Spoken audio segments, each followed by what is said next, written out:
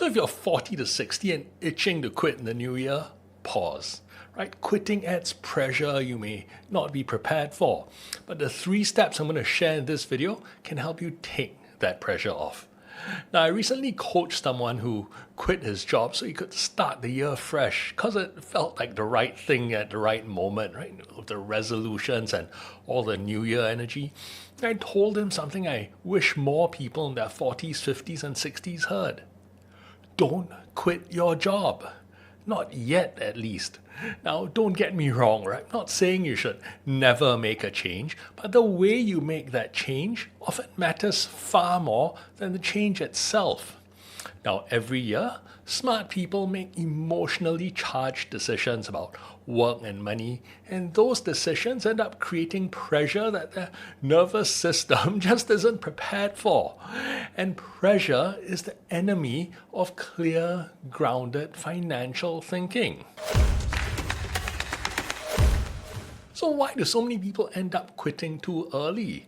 Well, this time of the year, the New Year resolutions and all that, creates the perfect storm, right? Motivational hype, comparison to other people's goals, the guilt of not doing enough last year, and the belief that big moves equals to big progress. But real progress, especially after you're 40, doesn't come from dramatic gestures. Right? It comes from structural clarity and not emotional spikes. See, when someone quits too early, they don't free themselves. They remove the one stable pillar that gives them the space needed to make thoughtful financial choices. Now, without calm, people fall into the very patterns that cost them the most, right? Rushing, overestimating their readiness, underestimating the complexity of change, and chasing shortcuts because they suddenly feel like they're left behind. Now, these are the 3 things that we tell our clients to do instead. First, build clarity while you work. See, your job is more than a paycheck. It's breathing room. Breathing room creates better decisions, and better decisions create long-term stability, not just in the markets, but in you. Now, for people in their 40s to 60s, quitting a job to start whatever the gurus are pushing will never make you feel more secure, no matter what the guru says. Okay, if you're frustrated with work, ask yourself these questions. What role does work play in my life right now? What kind of contribution feels aligned with who I'm becoming? What activities drain me and which ones energize me? Now, when you build this clarity while you work, you avoid one of the most expensive mistakes people make, using financial decisions to solve emotional discomfort. Next, hanging on to that job allows you to build from calm and not chaos. You see, when you quit prematurely, every choice suddenly feels urgent. And urgency activates fear. Fear activates survival thinking, and survival thinking leads to speculative behavior disguised as taking action. But when you allow yourself stability, you build from a grounded place. And in that state, you naturally avoid hype, prediction-based thinking, perfectionism, the fear of being late, and the pressure to prove something. Instead, you make steady, thoughtful, purpose-led decisions, the kind that give you that unshakable sense of direction regardless of what the world is doing.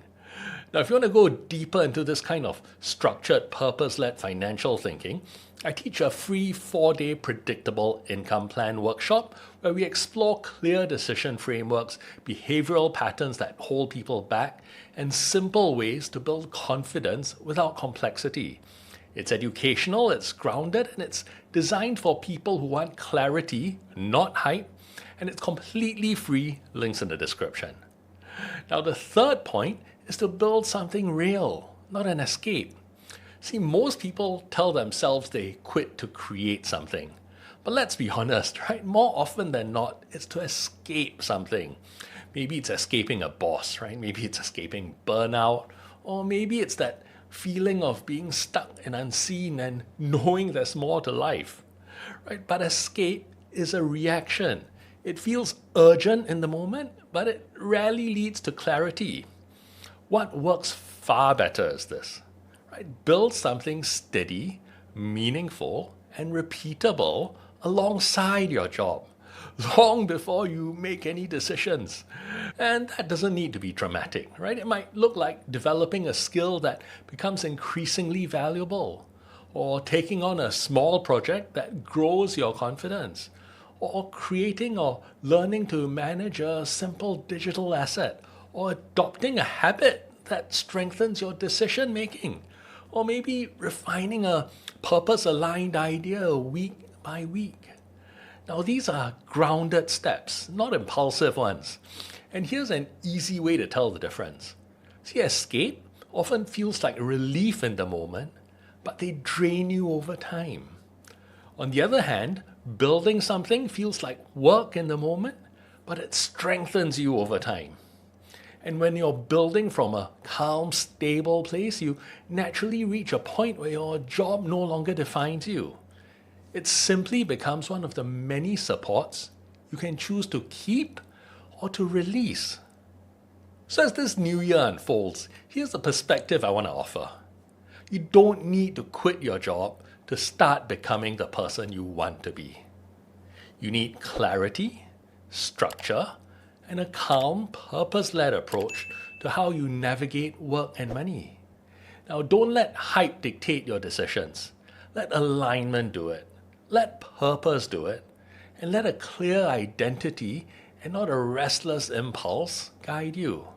Because when you build from stability rather than stress, you create something far more valuable than income. You create more peace of mind in how you approach financial decisions. You create confidence in your choices, and you create an unshakable sense of direction.